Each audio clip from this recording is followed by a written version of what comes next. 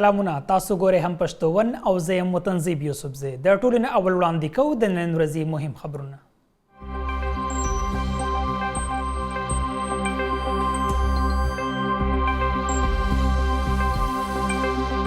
افغان خارجه وزیر امیر خان متقی او آرمی چیف جنرال عاصم منیر ترمنځ ملاقات کې په امنیتي معاملو خبرې اترې ایس پی آر وايي دواړو مشرانو د سیمې په امنیت سرحدي نظام او دواړه اړخیز امنیتي میکانیزم په جوړولو خبرې کړي.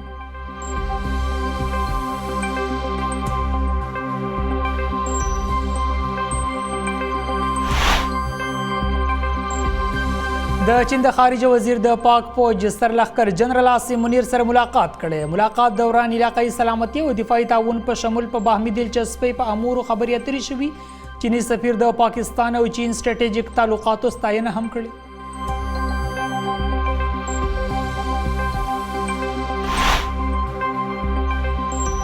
د افغانستان خارجه وزیر په مشرۍ کې وفد اسلام آباد کې د پاکستان د سیاسي ډلو یو شمېر مشرانو سره ناسته کړې. ناسته کې مولانا فضل الرحمان، سراج الحق، محمود خان چکزی، ایمل ولی خان او یو شمېر نور سیاسي مشرانو ګډون کړی. د ناستې ګډون کوونکو د دواړو همسایه هیوادونو د حکومتونو او ولسونو ترمنځ په نږدېوالي ټینګار کړی.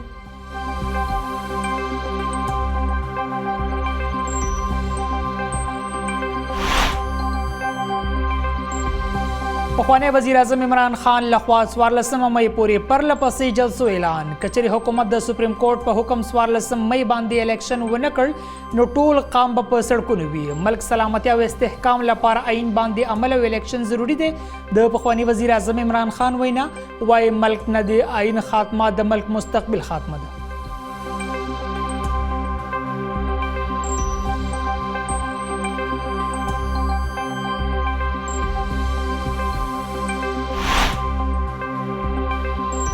وفاقي وزیر احسن اقبال وايي عمران خان پاک چین تعلقات متاثر کول غواړي. نه پوهیږم چې د عمران خان هدف څه دی. معلومه نه ده چې عمران خان د چا په اشارو سیاست کوي. بلوچستان او سندھ اسمبلیونو قرارداد پاس کړی دی چې ورته د وخت نه وړاندې پنجاب کې الیکشن قبول نه دی.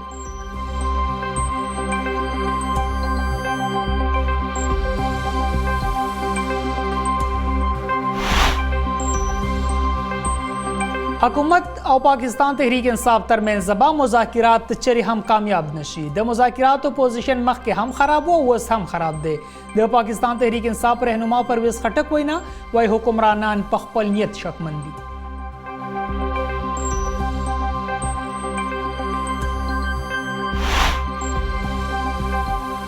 اوس به بجټ د پراګوګیا او بشرا بیبي لپاره نه بلکې عوامو لپاره جوړیږي. اوس په هغه حکومت ناراضي چې 4 کال کې د ملک معیشت تباہ کړي.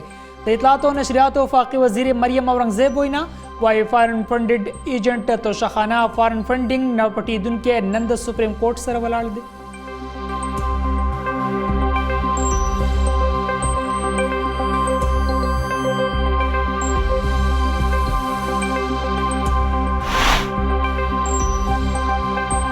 وزیر اعظم شهباز شریف د برطانیې باچا چارلس سره ملاقات کړي. وزیر اعظم شهباز شریف هغه لا په تاج پوشۍ مبارکي ورکړي. وزیر اعظم شهباز شریف د برطانیې بادشاه د پاکستان عوامو د نیک نیتۍ او نیک خواهشاتو نه هم خبر کړي.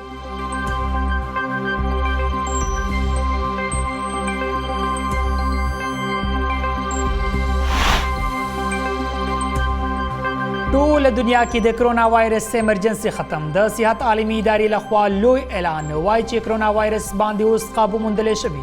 اوس د ایمرجنسي هیڅ ضرورت نشته. کرونا وایرس په کال 2019 کې د چین په ووهان ښار کې مخې ته راغلی و. په څو هفتو کې په ټوله نړۍ کې خور شو. کرونا تیر 3 کالو کې تر 1 کروڑ پورې انسانان وجلي او د دنیا د صحت نظام یې هم تباه کړی و.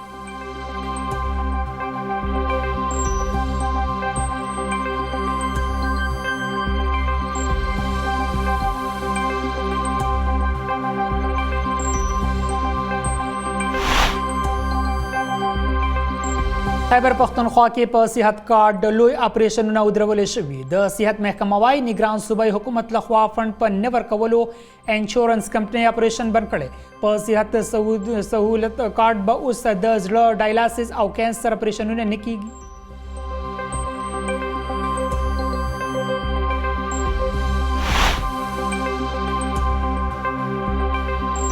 سینیر پاکستانی اداکار شبیر رانا په حق رسیدلی. سینیر اداکار د مرګ خبر د هغه زوی په انسټاګرام ورکړی. هغه د خپل پلار لپاره د پاتې خوانۍ درخواست هم کړی. او د ملک زیاتره علاقو کې به نن موسم ګرم او وچ وي. بالای خیبر پښتونخوا، کشمیر او اسلام آباد کې د باران امکان څرګند شوی. د موسمیاتو محکمې وینا وایي نن د زیات نه زیات درجه حرارت شهید بنظیر آباد کې 42 ډیګري سنټیګریډ ریکارډ کړل شوی.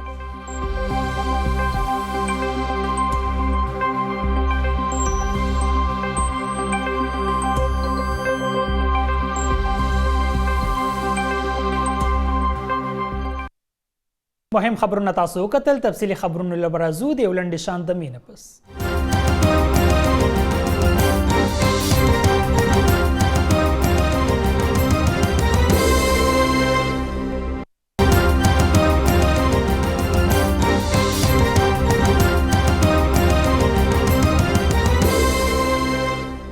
او است خبرونه تفصیل. د بریټن آغاز کې اهم خبر شامل افغان خارجه وزیر امیر خان متقی د پاکستانی فوج مشر جنرال عاصم منیر سره ملاقات کې په امنیتي معاملو خبرې اترې کړې دي. د فوج اطلاعاتو څانګې وویل دواړو مشرانو د سیمې په امنیت، سرحدي نظام او د دوه اړخیزه امنیتي میکانیزم په جوړولو خبرې وکړې. د اتوار په ورځ جاري شوي یو بیان تر مخ امنیتي میکانیزم په موجوده امنیتي ماحول په ښه کولو کې به مرسته وکړي. د فوج مشر د انتها پسندۍ او ترهګرۍ د مشترک چیلنجونو مخنیوي لپاره په ګډې همکارۍ ټینګار وکړو. جنرال عاصم منیر د مشترکه مفاداتو په اړه د افغانستان عبوري حکومت لخوا د مکمل حمایت او وعدو په اهمیت زور واچوه.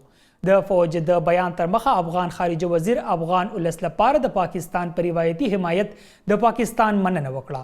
ښاغلي متقي سیمه کې د امنیت او استحکام لپاره پاکستان سره په ګډه د کار کولو وعده هم وکړه. د فوج بیان وایي چې دواړو غړو د یو بل تشویش لرې کولو لپاره په مستقله توګه د رابطو اتفاق هم کړی دی. د چین د خارجه وزیر د پاک فوج سرلښکر جنرال عاصم منیر سره ملاقات کړی دی. د آی اس پی آر لخوا جاری شوی بیان کې ویل شوی دی چې ملاقات دوران علاقايي سلامتي او دفاعي تعاون په شمول په باهمي دلچسپۍ په امورو خبرې اترې شوي دي. ملاقات دوران آرمي چیف جنرال عاصم منیر د چین سره د سټریټیجیک تعلقاتو لپاره د پاکستان د عزم څرګندونه کړې ده. چینی سفیر هم د پاکستان او چین سټریټیجیک تعلقاتو ستاینه کړې ده او ویلي دي چې سی پیک باندې چې کوم پیشرفت شوی دی نو هغې نه موږ مطمئن یو. د افغانستان خارجه وزیر باب مشرۍ کې وفد اسلام آباد کې د پاکستان د سیاسي ډلو یو شمېر مشرانو سره ناسته کړې ده. غونډه کې د اسلامي امارت پالیسو علاوه د افغانستان او پاکستان په دوه اړخیزه مشترکه سیاسي، تجارتي، ټرانزیکټي او اقتصادي ګټو باندې خبرې وشوې. د ناستې ګډون کوونکو د دواړو همسایه هیوادونو د حکومتونو او ولسونو ترمنځ په نږدېوالي ټینګار وکړو. دین علاوه هغوی په آزادانه توګه د دواړو ولسونو لپاره د تګ راتګ سهولتونه برابرولو غږ هم وکړو. د افغان خارجه وزارت یو بیان وایي چې په دې ناسته کې مولانا فضل الرحمن، سراج الحق، محمود خان اچکزی، ایمل ولی خان او یو شمېر نور سیاسي مشرانو ګډون کړی و. د تحریک انصاف چیرمین عمران خان تر 14 مئی پورې پرله پسې جلسو اعلان کړی دی.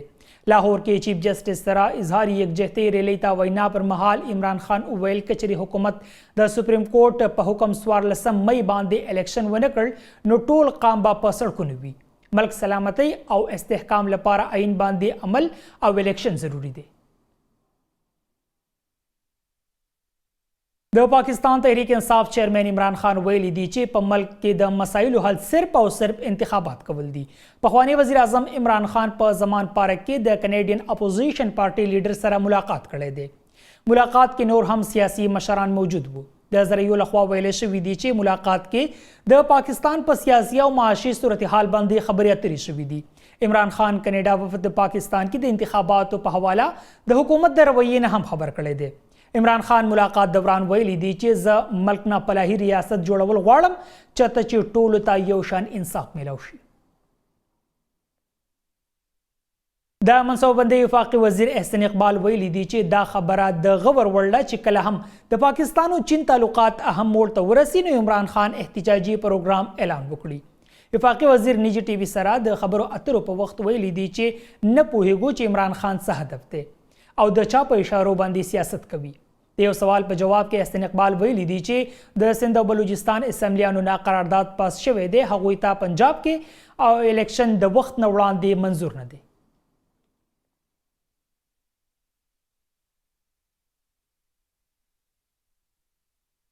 د اطلاعات او نشریات وفاقي وزیر مریم اورنګزیب ویلي دي چې اوس به بجټ د فراګوګي او بشرا بیبي لپاره نه بلکې د عوامو لپاره جوړیږي. وفاقي وزیر مریم اورنګزیب ویلي دي چې اوس به هغه حکومت ته نه راځي چې 4 کال کې د ملک معیشت تباه کړی دی. هغې ویلي دي چې تیر حکومت په ملک کې تاریخي ګرانی او بیروزګاري راوستلې وه.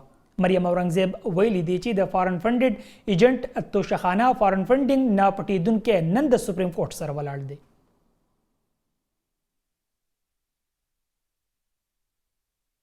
بولټن کې نور خبرونه هم لرو، خو وخت شو د لنډې شاندمې هم پښتو ون سره اوسئ.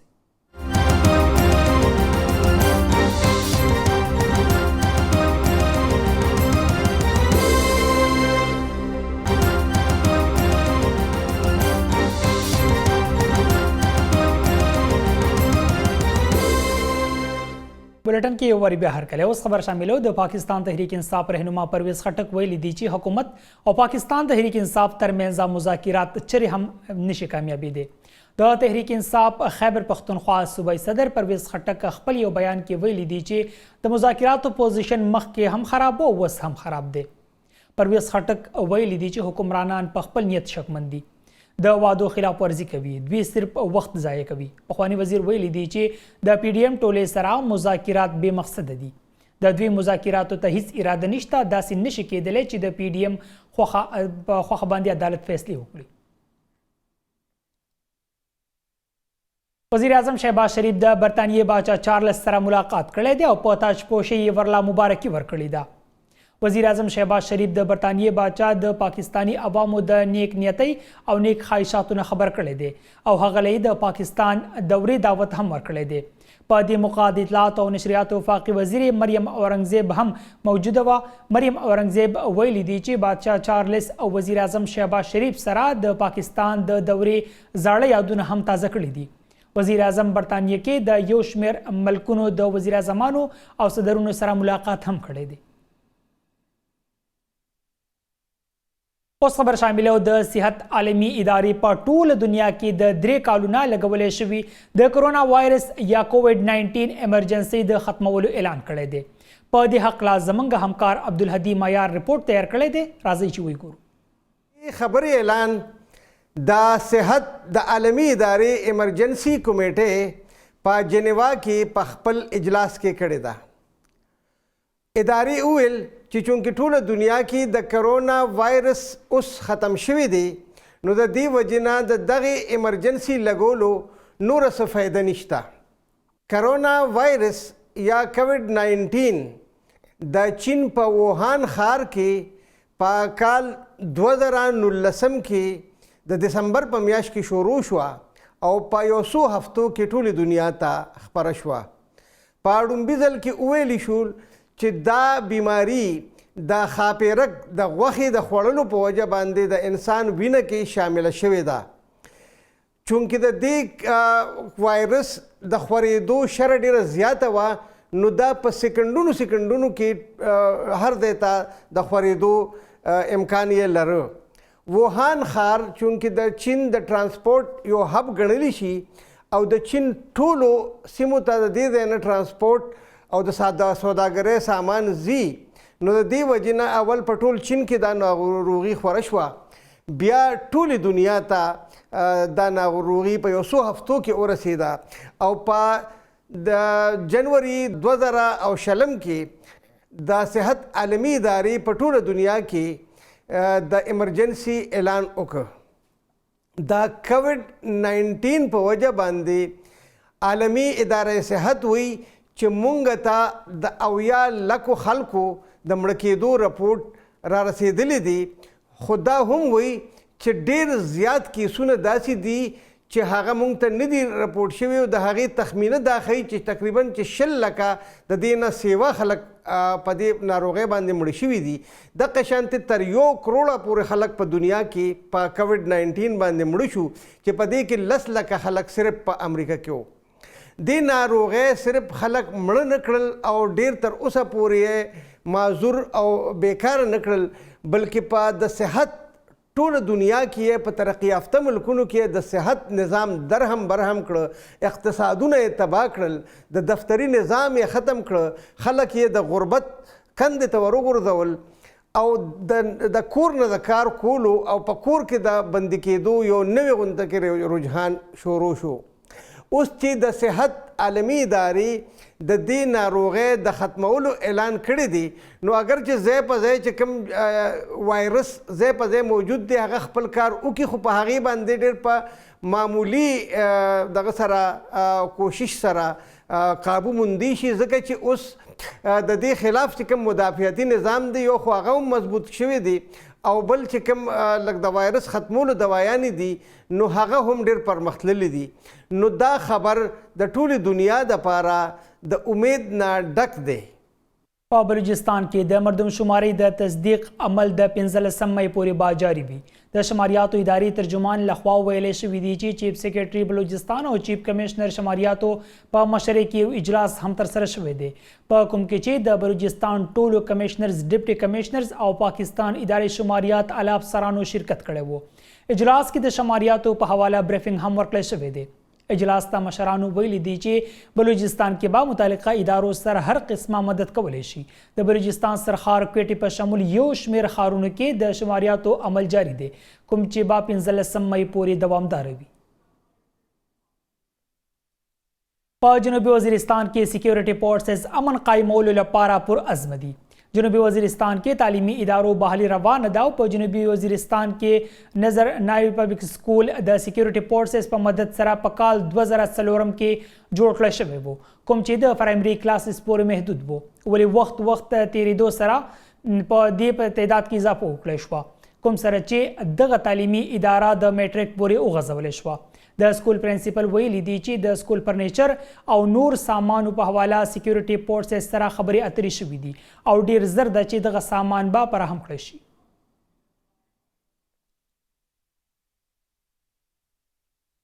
لوبو په حواله خبر شامله نیوزیلینډ د سیریز اخیری میچ کې پاکستان ته د ګټې لپاره د 300 رنزونو هدف ورکړی دی. نیوزیلینډ ټاس ګټلو نه پس د پاکستان خلاف په بیټینګ فیصله وکړه.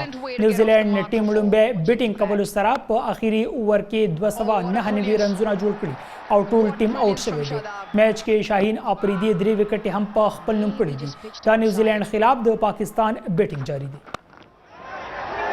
In the air away from the fielder, and the lightning quick National Stadium outfield will take that to the fence.